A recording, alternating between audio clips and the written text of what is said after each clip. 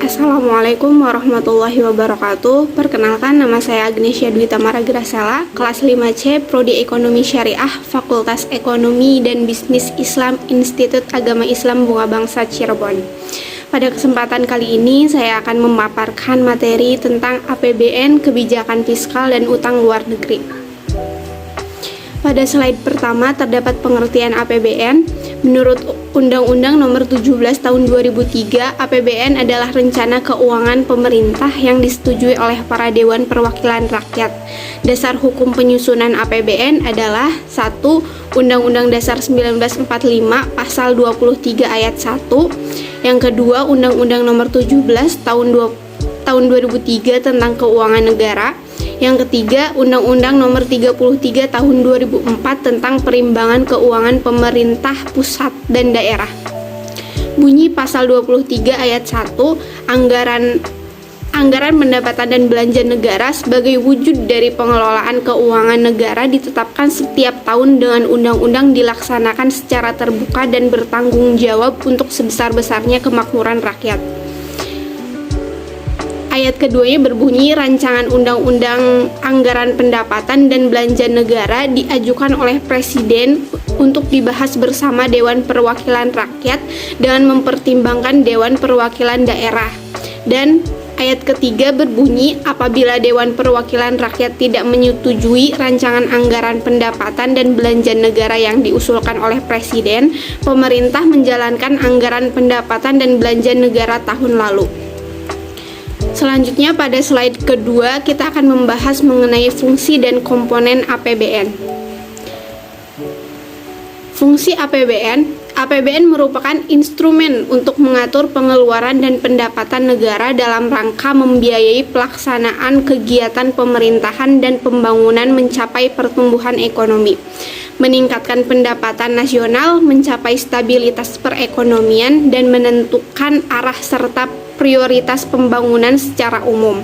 APBN mempunyai fungsi otoritas, perencanaan, pengawasan, alokasi, distribusi, dan stabilisasi. Semua penerimaan yang menjadi hak dan pengeluaran yang menjadi kewajiban negara dalam suatu tahun anggaran harus dimasukkan dalam APBN.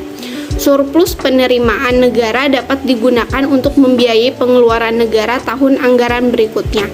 Selanjutnya ada komponen-komponen dalam APBN. Dalam rancangan APBN, instrumen negara ini dibagi menjadi 3 komponen. Ketiga komponen ini adalah pendapatan negara, belanja negara, dan pembiayaan negara.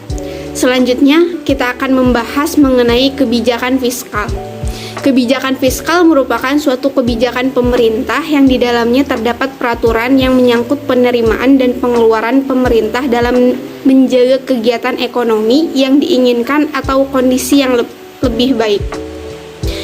Adapun instrumen dalam kebijakan fiskal adalah penerimaan dan pengeluaran pemerintah yang berhubungan erat dengan pajak. 1. Belanja atau pengeluaran negara, government expenditure. Yang kedua, perpajakan. Kebijakan fiskal juga bisa dikatakan salah satu kebijakan ekonomi makro yang sangat penting dalam rangka 1. Membantu memperkecil fluktuasi dari siklus usaha. Yang kedua, mempertahankan pertumbuhan ekonomi yang sustainable, kesempatan kerja yang tinggi. Dan ketiga, membebaskan dari inflasi yang tinggi atau bergejolak. Tujuan kebijakan fiskal menurut John F. Dewey yaitu 1. Untuk meningkatkan produksi nasional (PDB) dan pertumbuhan ekonomi atau memperbaiki keadaan ekonomi. Yang kedua, untuk memperluas lapangan kerja dan mengurangi pengangguran atau mengusahakan kesempatan kerja atau mengurangi pengangguran dan menjaga kestabilan harga-harga secara umum. Dan yang ketiga, untuk menstabilkan harga-harga barang secara umum, khususnya mengatasi inflasi.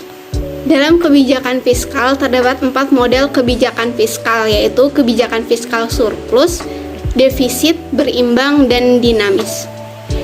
Kebijakan fiskal surplus, Jenis kebijakan fiskal ini berorientasi pada tujuan untuk menciptakan surplus pada pendapatan atau nilai pendapatan yang dibukukan pemerintah lebih banyak ketimbang pengeluaran. Tujuan dari kebijakan fiskal surplus ini untuk menghindari terjadinya lonjakan pada nilai inflasi. Yang kedua, kebijakan fiskal defisit. Kebijakan fiskal defisit merupakan kebalikan dari jenis kebijakan fiskal surplus. Jenis ini berorientasi pada tujuan untuk membuat nilai belanja lebih besar dari nilai pendapatan. Biasanya kebijakan ini diambil untuk menyuntik perekonomian agar lebih bergeliat. Dalam artian, pemerintah negara biasanya bersedia mengalami defisit dengan meningkatkan belanja anggaran agar perekonomian bisa lebih terdongkrak. Yang ketiga, kebijakan fiskal seimbang. Kebijakan fiskal ini merupakan gabungan dari dua jenis sebelumnya, yang mana nilai pendapatan dan pengeluaran diusahakan untuk bisa seimbang sehingga tidak ada kelebihan ataupun kekurangan dana.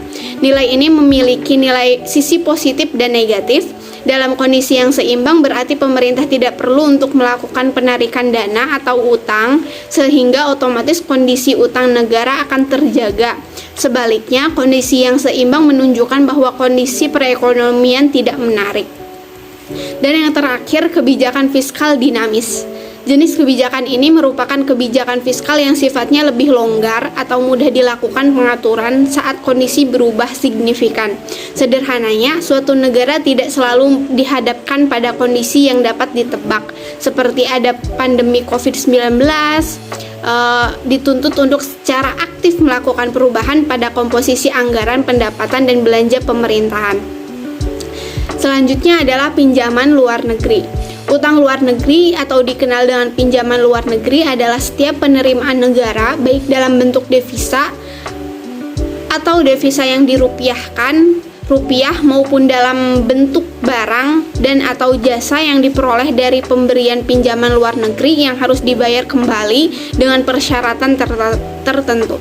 Pinjaman ini dapat berbentuk pinjaman program atau pinjaman proyek dan terdiri atas pinjaman lunak, fasilitas kredit ekspor, pinjaman komersial, dan pinjaman campuran. Pinjaman lunak adalah pinjaman yang masuk dalam kategori Official Development Assistance yang berasal dari suatu negara atau lembaga multilateral yang ditunjukkan untuk pembangunan ekonomi atau untuk peningkatan kesejahteraan sosial bagi negara penerima dan memiliki komponen hibah. Kemudian fasilitas kredit ekspor adalah pinjaman komersial yang diberikan oleh lembaga keuangan atau lembaga non-keuangan di negara pengekspor yang dijamin oleh lembaga penjamin kredit ekspor. Yang ketiga, pinjaman komersial adalah pinjaman luar negeri pemerintah yang diperoleh dengan persyaratan yang berlaku di pasar dan tanpa adanya penjaminan dari lembaga penjamin kredit ekspor. Dan yang terakhir, pinjaman campuran adalah kombinasi antara dua unsur atau lebih yang terdiri dari hibah, pinjaman lunak, fasilitas kredit ekspor, dan pinjaman komersial. Sekian presentasi dari saya, kurang lebihnya mohon maaf. Wabillahi taufiq wal hidayah. Wassalamualaikum warahmatullahi wabarakatuh.